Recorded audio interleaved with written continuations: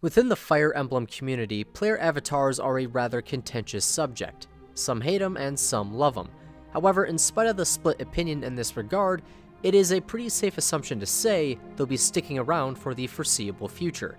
Since they've appeared in every entry in the series, excluding remakes of older games, it's doubtful they'll be going anytime soon. Personally, I like the concept of a player avatar for a specific reason. Fire Emblem is usually described as a tactical role-playing game, and when I have a player avatar, I have an outlet to do the latter part of that description: roleplay. I really enjoyed Fire Emblem Three Houses, though my experience with the series as a whole is rather limited. With it being confined to the 3DS era, I can easily say that this entry is my favorite so far. It did a lot of things right which I enjoyed, however, it wasn't perfect.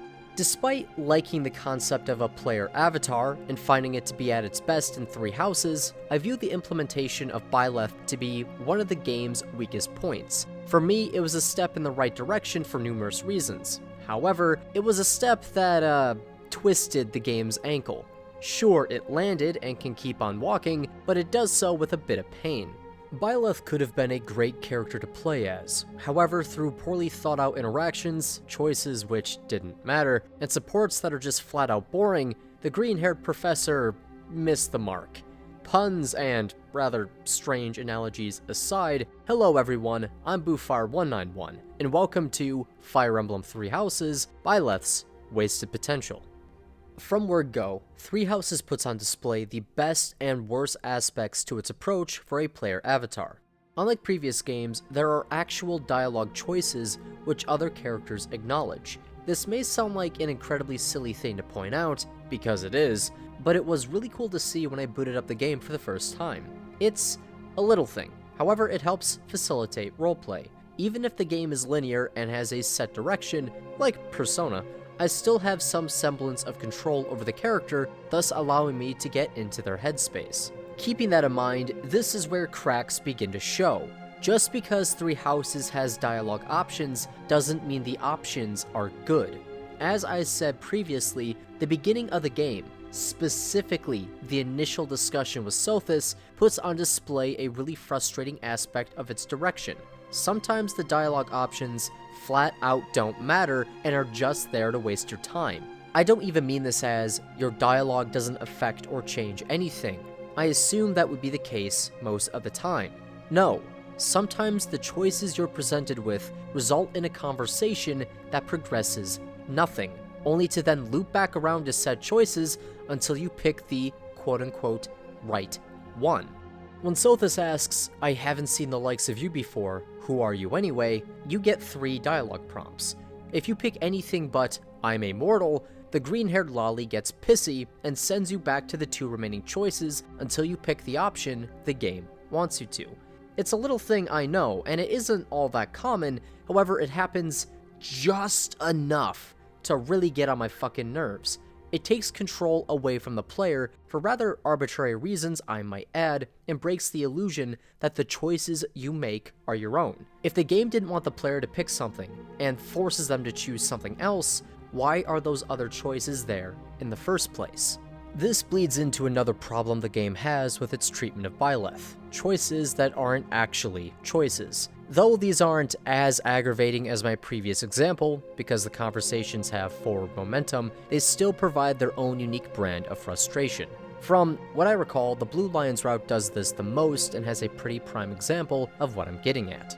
After the time skip, the army is faced with a dilemma. They can either go east, attack the Great Bridge of Meriden, whatever, and blitz the Imperial capital, or head west and liberate the Kingdom of Fargus. The choice is presented to the player, however, regardless of what decision is made, the army always goes east. What's frustrating about this example is the fact that both approaches have unique advantages and disadvantages. Going east means cutting into the heart of the Empire, and possibly bringing the war to a quicker end. But it comes with a massive risk of failure due to being heavily outnumbered. Going west, however, and freeing Fargus would result in more soldiers for a push into the Empire, but there would be a lot more casualties. Unlike a lot of other non-choices which are quizzes in disguise, for some unknown reason, this decision has actual stakes and drawbacks. It's frustrating because it hooked me. It drew me in and put me in Byleth's shoes. It made me weigh the information I had and the current state of the war against my own morals. What would I do in this situation? Would I take a risk and possibly end the war early, or would I play it safe and condemn countless people to their death? It let me roleplay in a way I found compelling, so when the rug was pulled out from under me, when my choice did in fact not matter, I was taken out of the experience. I will note that with my particular example, data miners were able to find unused content which suggested a route split at that decision. Essentially, one choice would make the game longer, while the other would result in a lot of units getting killed. Personally, I would have loved to see this stay in the game, because I'm a sick freak. However, that isn't what I take issue with, at least not fully. I was disappointed by the choice not mattering. However, the main thing I take issue with is how Byleth is belittled and can't counter what is being said. You're objectively wrong because the game deemed it so. However, you aren't allowed to argue your point. This is something which reappears numerous times throughout the game, albeit in less egregious ways. What these two different issues serve to illustrate is just how poor Three Houses dialogue options are. Not only do they waste time and make your supposed choices completely worthless, but they actively hurt Byleth's characterization. You, as a player, are supposed to be the leader of United Front against the Empire, unless it's Edelgard's route, naturally. You're in charge of the church's forces and the allies from your house. Your orders are final and your words are respected, but in spite of that, the game goes out of its way to make choices that are ignored or serve to make you look like an idiot without any real rhyme or reason. If Byleth was an idiot, that would be one thing. However, the character isn't supposed to be. People believe the individual is a tactical genius and a great teacher, but despite telling us this, the game never shows it, and this is Byleth's problem in a nutshell.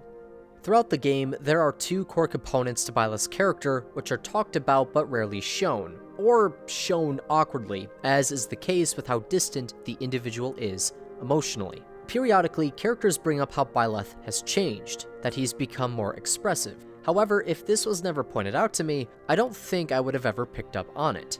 Nothing about the character's dialogue seemed to suggest what others were bringing up. It wasn't stiff, awkward, or anything like that.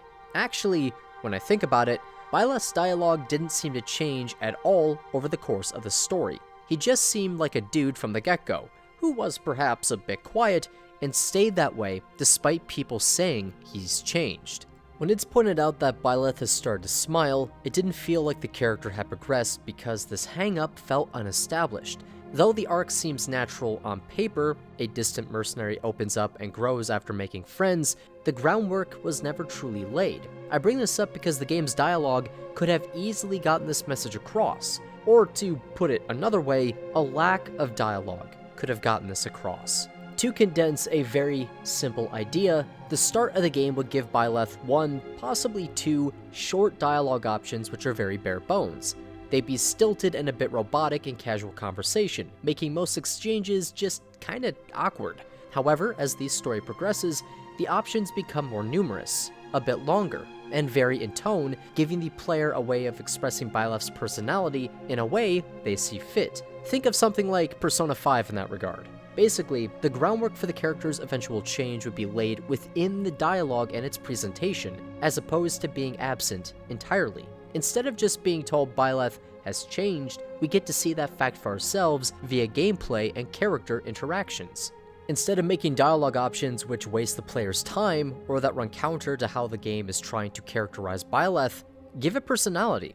Though each individual choice may not matter in the grand scheme of things, they all still play a role within the wider narrative. Whether or not Byleth is kind, sarcastic, or mean won't change much. However, the simple fact that he's capable of either of those three emotions shows how much he's developed as a character. Though the dialogue doesn't impact the plot, it still represents a change within the narrative. Now, to round this out, I want to talk about the second component of Byleth's character, his skills as a teacher. Simply put, they are garbage. Despite the high regard his students hold for him, Byleth is an awful professor outside of the in-game mechanics.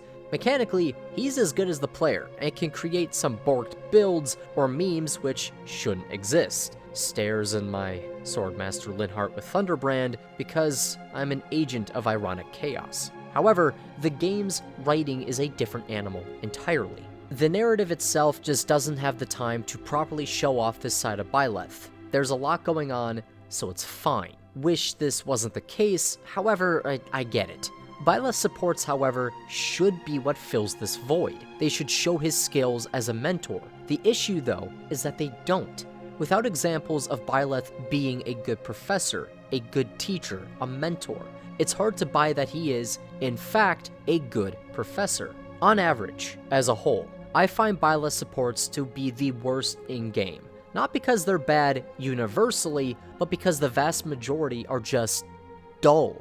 They reiterate information about a character we've had beaten into our heads across other supports, and add very little to our understanding of those the professor is talking to. Granted, there are exceptions. The Rhea one is a strange, bizarre time, and I kinda like it. However, the vast majority fall within this category.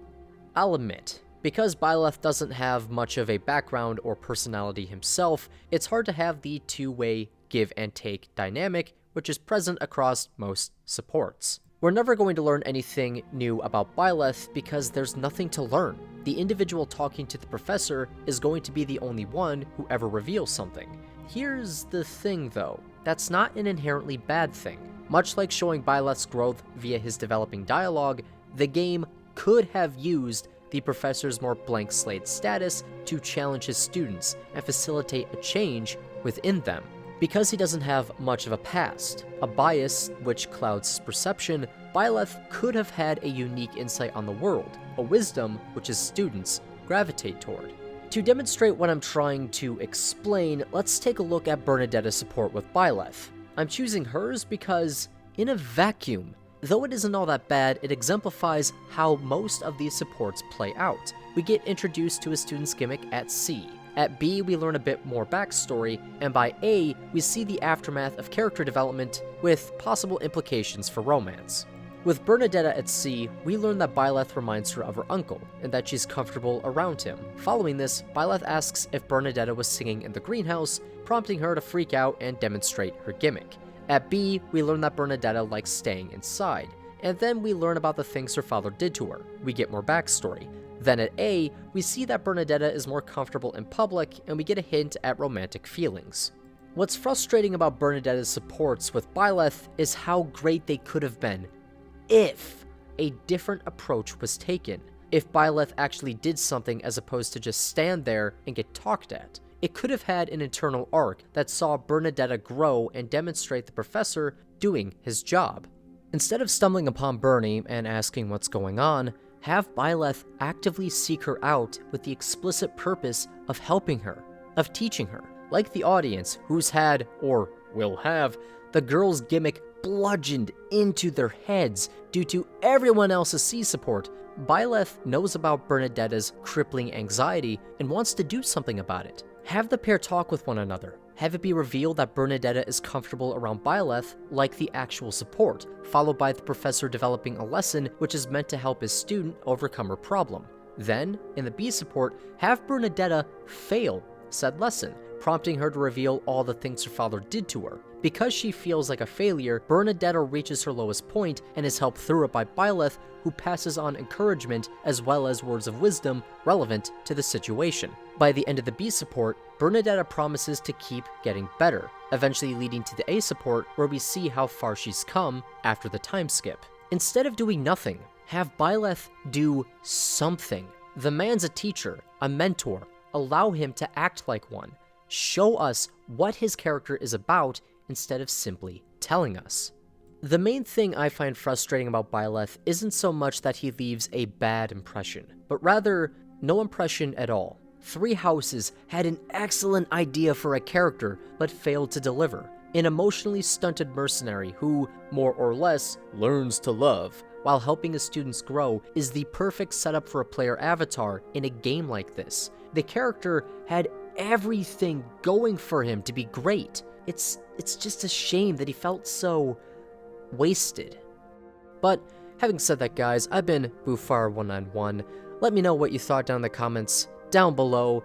And one final thing I want to note is I have a Fire Emblem Three Houses story series planned. For those who are new to the channel, every now and again I do fan fiction-y stories that I write myself and then record badly and put up on the channel. Well, I thought of an idea for a fourth house with its own unique spin on the story, which, after writing the first part, I think may end up being really good. So if you're interested in that, I don't say this often, please subscribe if you aren't already, so you can tune into that. If you hate the first one, then just leave.